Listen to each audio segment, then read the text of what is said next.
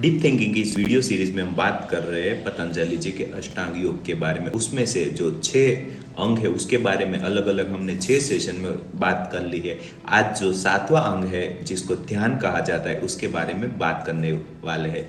तो ध्यान क्या है, मेडिटेशन क्या है, उसका ऊपर ऊपर से हम सबको मालूम रहता है कि पालथी लगा के आंखें बंद करके ऐसे बैठ जाने को ध्यान बोला जाता है। लेकिन ध्यान में बहुत सारे अलग अलग प्रकार होते हैं, बहुत सारे अलग अलग तरीके होते हैं ध्यान को करने के। लेकिन उससे पहले, इन सब में पढ़ने से पहले आपको जो बेसिक ध्यान का स्वरूप है उसको समझना होगा। ध्यान मतलब कि किसी भी चीज में जो भी आप कर रहे हैं उसमें आपका जो चित्त है उसको लगाना, आपका ध्यान को लगाना, और आपका जो एनर्जी का फ्लो बह रहा है आपके अंदर, उस फ्लो को उसी जगह लगाने को ही ध्यान कहा जाता है, मेडिटेशन कहा जाता है। तो इसके बारे में पतंजलि जी ने अपने अष्टांग योग का जो 7वां सबसे महत्वपूर्ण अंग है उसके अंदर बात की है। तो आज उसी के बारे में बात करने वाले हैं।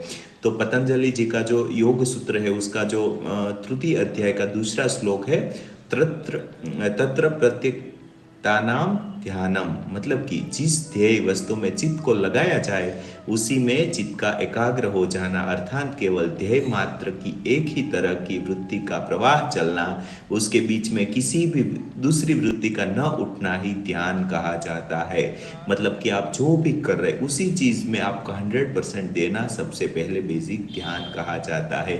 लेकिन इतना ही नहीं है, जब आप धीरे धीरे में उसमें आगे बढ़ते हैं तो आपका मन शांत होता जाता है और आपके विचार अदृश्य हो जाते हैं। उसके बाद में आपके जो सांसें चलती है, आपके अंदर जो एक धारा बहती है उसके ऊपर ध्यान लगाना होता है। इसी बारे में पतंजलि जी अपने अष्टांग योग के बारे में बात कर रहे हैं।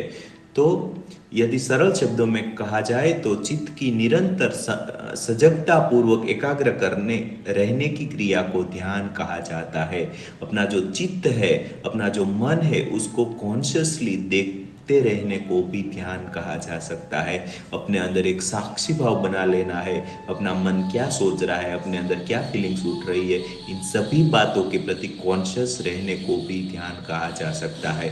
ध्यान हमारे जीवन में साथ प्रतिपल जुड़ा हुआ है। भारतीय संस्कृति में जो ध्यान शब्द प्रत्येक क्रिया से जुड़ा होता है, जब भी हमारे घर व परिवार से जुड़े बड़े बुजुर्ग किसी भी कार्य को विधिवत संपन्न करने हेतु कहते हैं तो सर्वत्र यदि वाक्य होता है, भाई ध्यान से करना, ध्यान से पढ़ना या ध्यान से चलना, प्रत्येक कार्य को ध्यान से करना। आज हम ध्यान शब्द का प्रयोग तो करते हैं, परंतु यह ध्यान क्या है उस और किसी का ध्यान नहीं जाता है। हमारे बुजुर्ग हमको बोला करते थे कि जो भी क्रिया करो वो ध्यान से करनी है। जैसे कि ध्यान से चलना है, ध्यान से खाना है, कुछ भी बात करो तो ध्यान से बात करनी। ये सभी बातें हमारे बुजुर्ग ऑलरेडी जानते थे और हमें बताया करते थे, लेकिन हमने उसके प्रति ध्यान नहीं दिया और धीरे धीरे जाके हम भूलते गए और हमारे बेसिक लाइफ से, हमारे जो जीवन है उससे वो निकलता गया।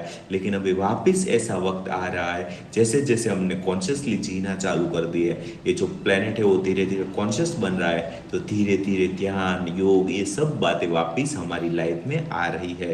तो इन सभी बातों के ऊपर आपको बहुत डीपली सोचना होगा और आपकी लाइफ में आपको ध्यान, मेडिटेशन, ये सब बातें लानी होगी। तो लेकिन जीवन के प्रत्येक कार्य के साथ जुड़े इस ध्यान शब्द से हम यह तो जान ही सकते हैं कि ध्यान जीवन का अपरिहार्य अंग है, जिसके बिना जीवन अधूरा है। और हम ध्यान के बिना अपने किसी भी भौतिक व आध्यात्मिक लक्ष्य में सफल नहीं हो सकते।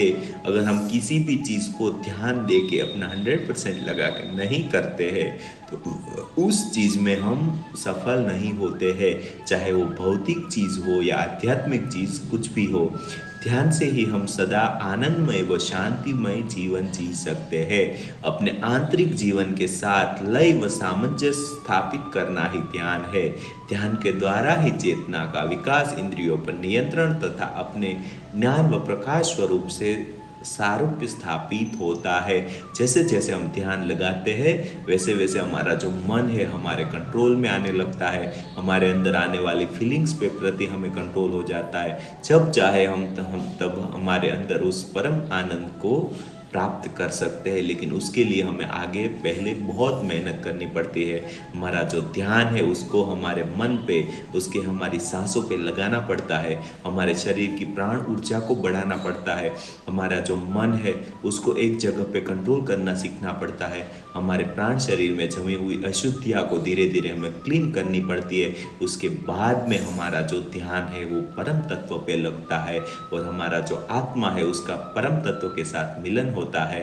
उसको ही कहा जाता है परम आनंद की प्राप्ति, उसको ही कहा जाता है समाधि, जिसकी बात हम आने वाले सेशंस में आगे करने वाले हैं। तो दोस्तों बने रहिए हमारे साथ में। अगर हमारी इन बातों से आपको थोड़ा सा भी ज्ञान या समझने को मिलता है तो हमें अप्रिशिएट करना जरूर रखिएगा। हमें कमेंट सेक्शन में बताइए कि आपको क्या अच्छा लगा, क्या अच्छा नहीं लगा। अगर किसी भी चीज़ के बारे में आपको कोई भी प्रश्न हो तो वो भी आप हमें कमेंट सेक्शन में पूछ सकते हैं।